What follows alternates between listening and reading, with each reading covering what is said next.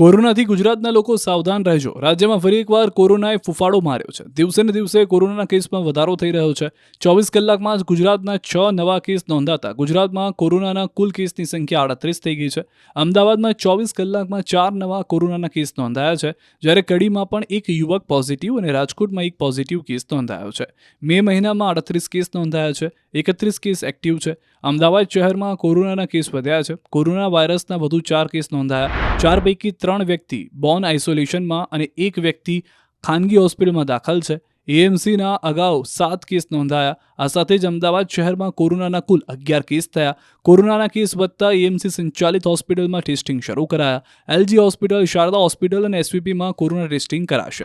આ તરફ રાજકોટમાં કોરોનાનો 1 કેસ નોંધાયો છે. 43 વર્ષીય પુરુષનો કોરોના ટેસ્ટ પોઝિટિવ આવ્યો છે.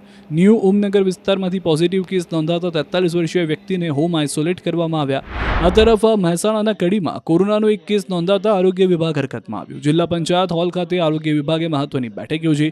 કોરોનાને લઈને આગોતરી તૈયારી કરી. સરકારી હોસ્પિટલમાં અલગથી આઇસોલેશન વોર્ડ ઊભા કરવા સૂચના અપાઈ. જિલ્લા આરોગ્ય અધિકારી સહિત તમામ સ્ટાફને સાવચેતી અને તત્પરતાથી કામગીરી કરવા તાકીદ કરાઈ.